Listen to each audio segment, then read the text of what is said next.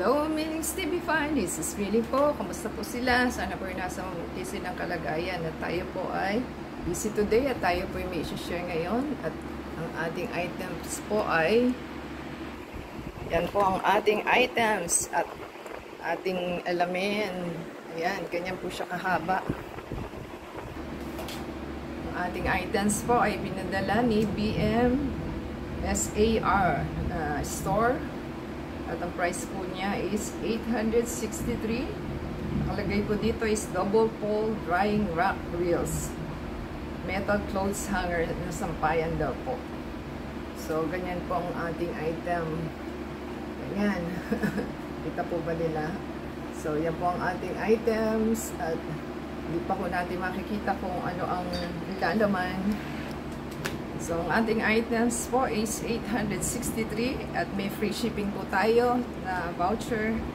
Kaya po, sakto lang siya sa 863. So, ating alamin po kung tama po ba ang ating sampayan na in-order kasi 150 ang inches, 2 layer, 2 rod, tsaka 2 tires po. Saka po natin malalaman kung okay siya. Hintayin lang po natin.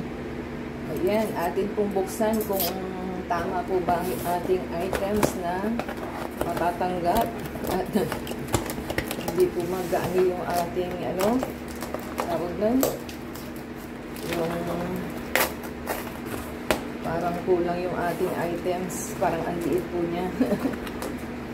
Yan ang ating items na ating bubuksan. So yan po natin at masyado pong mahaba kasi 150 po yung haba niya.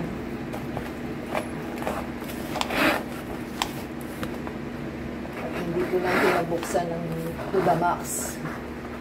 Yan.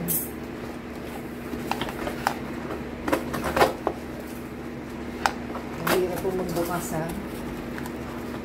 So, meron po siya manual. Yan pong ating manual. At meron po siyang tube. Ito po yung bar. Tube. Naka-square po siya. At meron po tayong isang bar. Ito po yung second tire siguro po na merong yan. At yung ito po yung mga screws niya. Screws and connections. Hindi po natin alam kasi naka-sealed naman siya. And meron tayong apat na bars. Ayan. Dalawang maliit, dalawang malaki. So, hindi po natin malalaman kasi yung ating tagagawa ang ating items na magkakabit. So, ganyan lang po muna. At na lang po natin, i-vlog na lang po natin. Ayan. Yan po yung isang malaki at isang maliit. Kasi two tires. Oh, wala yung wala yung tires na po.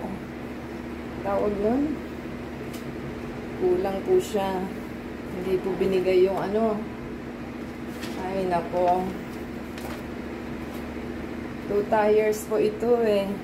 Asan na yung kulang po siya. So, ang 2 tires po is ganire.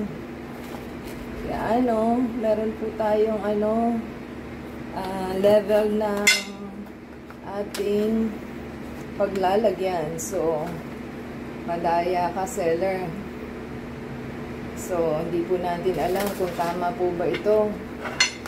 Kasi kulang siya. Dapat po meron siya dito sa paa. Dito sa paa po niya. Wala po ito yung stand sa ilalim. So, 2, 4. Ano ba yan? Kulang ito. Paano yan, seller? Ay, nako. Hindi pa nakikakabit for sure. Kulang po. So, kulang po siya eh. Ganito po ang ating items. So, hintayin po natin. I-return po natin ito kasi 1 tire lang po ito. Hindi siya 2 tires. So, mali po si seller ng ating product. Ay, nako, Diyos ko dahil. Okay, check po.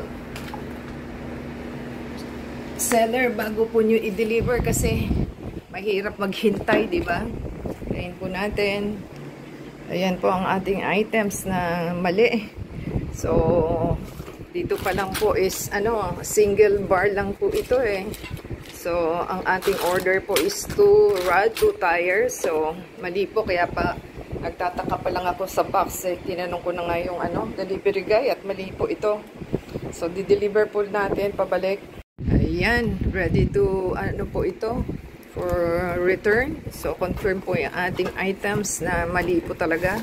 Kasi dito po nakalagay is 120. Ang ating order po is 150. 1 tire lang po ito. So, 2 tires po yung ating in-order. So, kung gusto naman po nilang umorder, marami naman pong option na pagpipilian. Depende lang po kung ang warehouse nila ay palpa kung mag-deliver. So, ayaw nila sabihin na out of stock na. So, yan po ang ating complaint to return kasi hindi naman po itong order ko. So, di ba sa thumbs up, comment down below po sa ating vlog for today. And support us sa ating channel.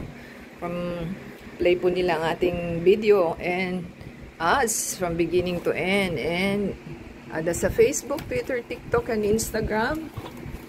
Thank you sa ating Ninja Van na nag-deliver. So, until next time po, subscribe po sila. Thanks for watching. God bless.